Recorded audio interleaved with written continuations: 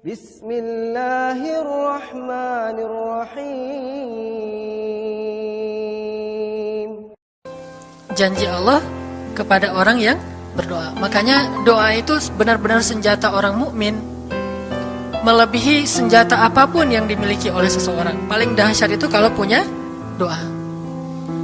Jadi kalau orang yakin kepada Allah, maka dan keyakinan dia kepada Allah lebih besar daripada keyakinan dia kepada apapun, maka selama dia masih bisa berdoa kepada Allah, dia tenang.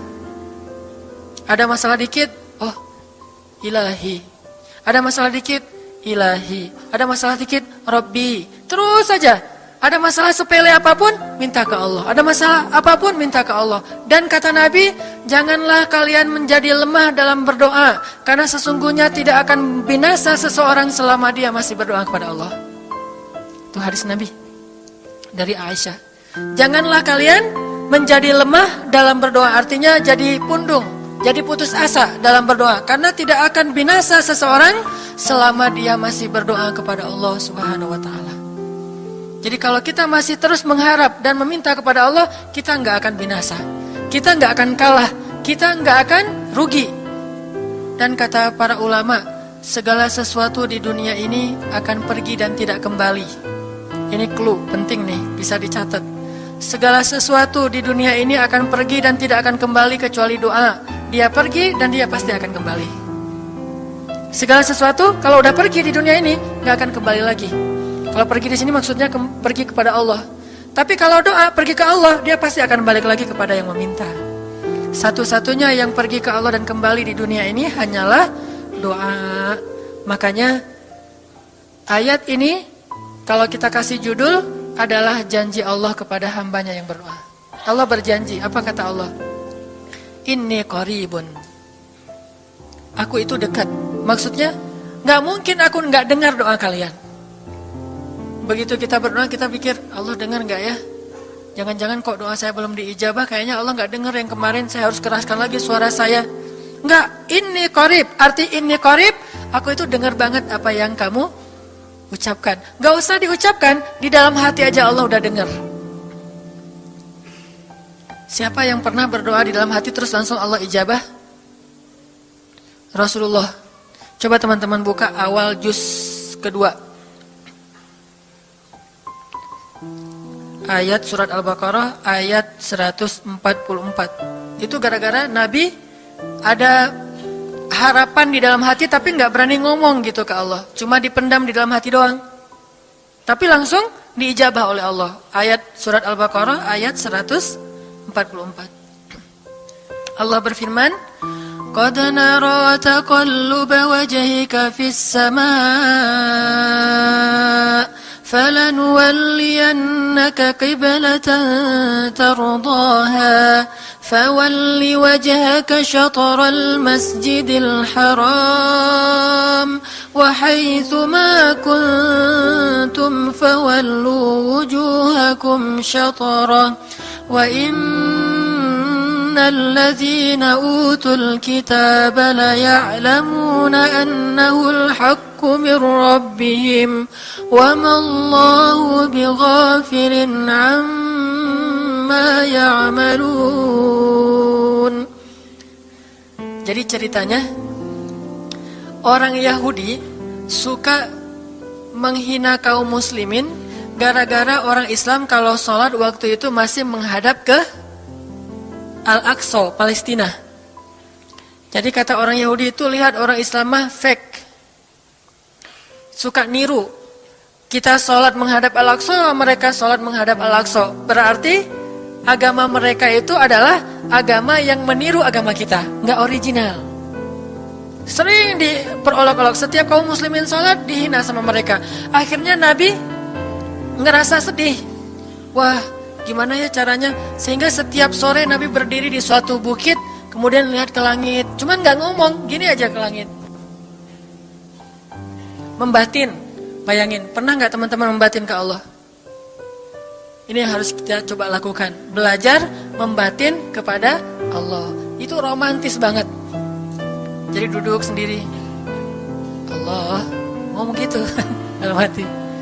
Dan yakinlah ini qarib, Allah tuh dengerin. Jangan pikir saya kayak ngomong sendiri, kayak orang kurang waras. Enggak, Allah itu mendengar. Jadi kita batin aja sama Allah, ngomong dalam hati, ya Allah, saya tuh lagi gini, ada masalah. Ngomong dalam hati kita, please Allah, please, gitu ya. Nah, itu kalau kita membatin, inni qaribun wa asirru qaulakum aw ijharu bih innahu alimun bidzatis sudur. Jadi Nabi enggak enak mau ngomong, ya Allah, tolong dong pindahin kiblat dari Masjidil Aqsa ke Masjidil Haram. Soalnya daripada dikata-katain melulu sama orang Yahudi, mau ngomong kayak gitu tuh gak enak sama Allah. Malu Rasul ke Allah. Masa kiblat aja minta dipindahin. Akhirnya Nabi cuma ngelihat ke langit aja tiap hari. Udah selesai, pulang. Besok lihat lagi ke langit. Turunlah ayat ini. Sesungguhnya kami telah melihat bagaimana kamu selalu menengadahkan wajahmu ke langit. Maka kami palingkan kiblat ke arah yang kamu sukai. Coba lihat. Turun wahyu untuk merespon doa Nabi yang bahkan belum diverbalkan, belum diucapkan dengan kata-kata, tapi Allah udah ngerespon. Gimana caranya biar kita bisa kayak gitu? Lihat seorang cewek cantik, kayaknya kerudungnya soleha gitu ya, kuliahnya di UIN misalnya, atau di pesantren mana gitu. Ternyata pas kita tanya-tanya ke teman-teman kita, oh dia tuh lagi belajar Al-Quran di masjid, sekarang lagi hijrah banget. Bahkan udah hafal juz amma, juz 30, Masya Allah. Terus dalam hati, aduh, ini kayaknya cocok menjadi ibu bagi anak-anak saya. Wih. Tapi dalam hati kan gak berani ngomong nih.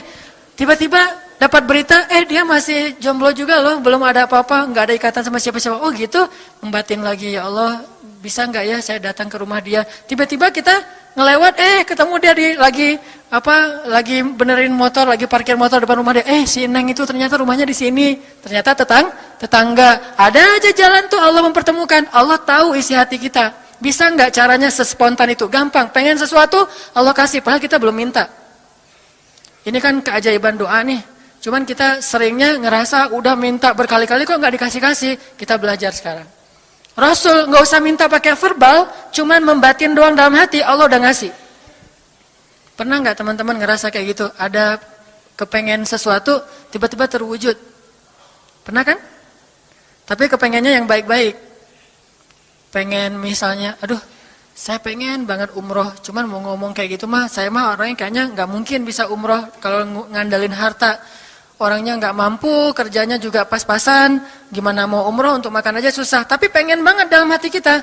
Dan itu rindunya tuh rindu banget. Setiap kali ngelihat video atau tayangan di TV tentang umroh dan haji, menitikkan air mata. Saking kangennya ke Baitullah. Allah tahu itu dalam hati kita. Tiba-tiba ada jalan. Ada aja jalannya. Dan bisa dikasih sedekah, bisa juga hadiah, bisa juga door prize, bisa juga macam-macam. Pokoknya ada jalan aja, tiba-tiba bisa umroh. Dan saya sering banget membawa orang umroh. Di antara jamaah itu selalu ada 1 atau 2 orang yang umrohnya itu miracle, keajaiban dari Allah.